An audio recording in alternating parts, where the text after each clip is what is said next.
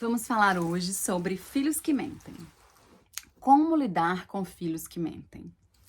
Vamos voltar um pouquinho atrás para a gente entender o porquê que o filho mente. As crianças, quando são ali pequenas, elas estão aprendendo a lidar com regras. E quando ela encontra em casa o pai, a mãe, a pessoa que faz essa função de cuidado, quando essa pessoa não tem uma abertura para escuta, a criança não consegue falar o que ela sente. Então vamos dar um exemplo.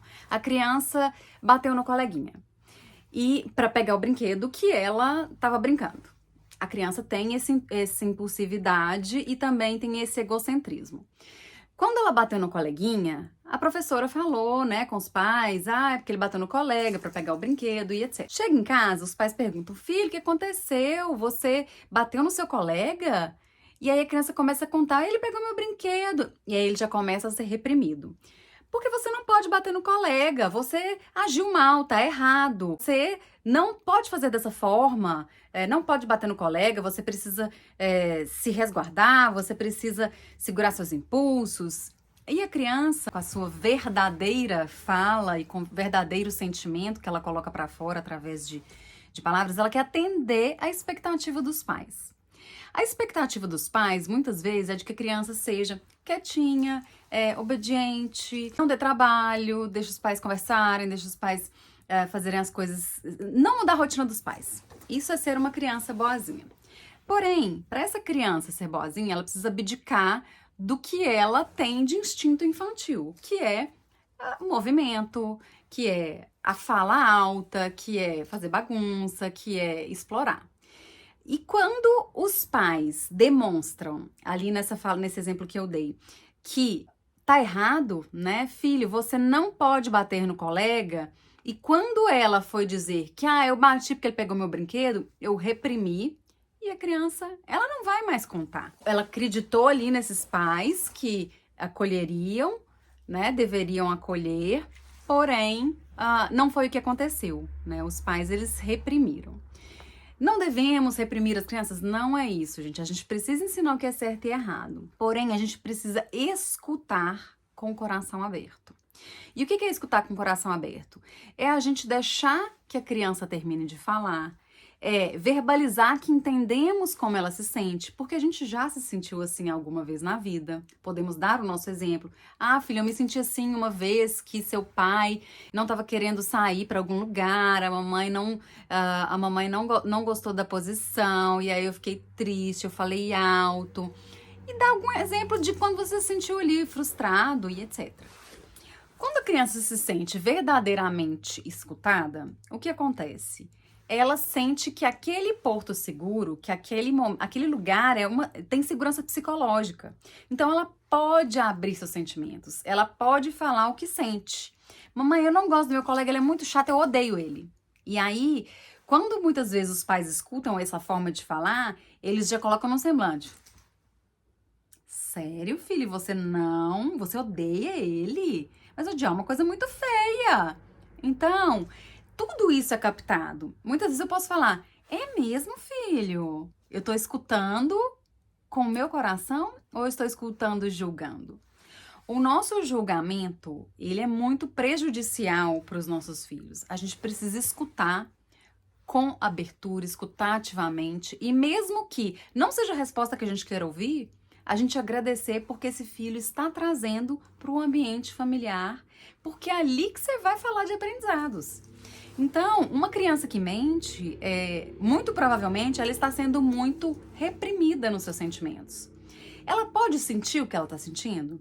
Ela pode falar o que ela está precisando falar? Se eu não falo, eu coloco para dentro meus sentimentos, eu engulo. E isso em algum momento vai entalar, vai ficar ali na mente, vai precisar ser esvaziado. Pode ser que não seja na infância, pode ser que seja na vida adulta, pode ser que seja na adolescência, que é uma fase mais complexa. Então, os filhos que mentem é exatamente porque eles precisam ser escutados com o coração.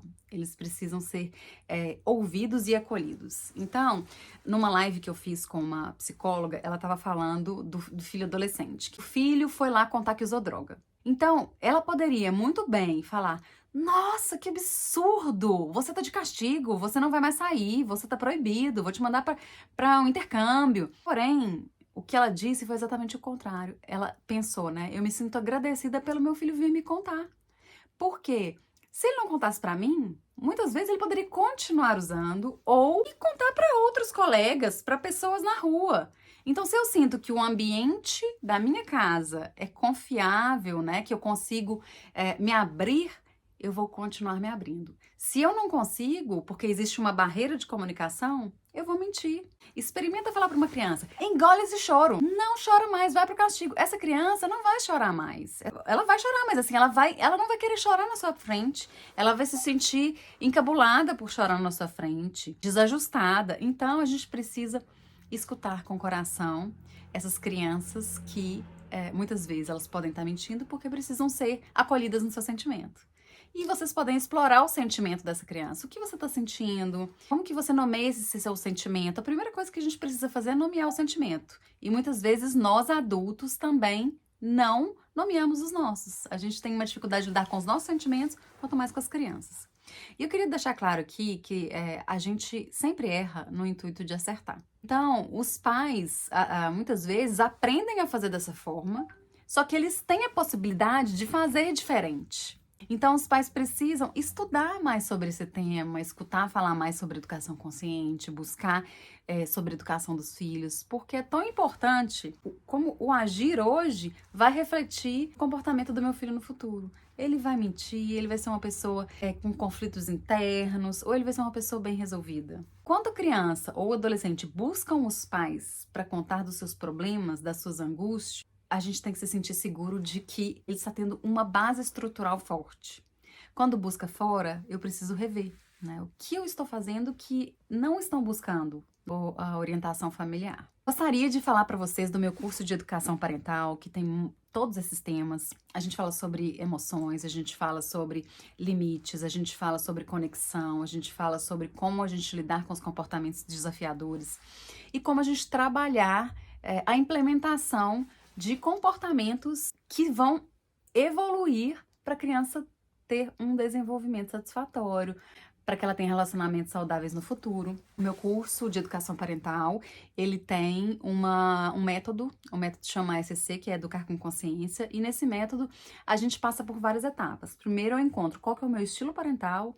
Eu sou autoritário, eu sou negligente, permissivo ou participativo. E aí, através de ferramentas, a gente vai tentar adequar para a gente chegar o máximo possível no estilo participativo, que é o estilo que as crianças conseguem ser elas mesmas, os adolescentes conseguem ser eles mesmos, e eles conseguem extrair o melhor e as potencialidades deste filho.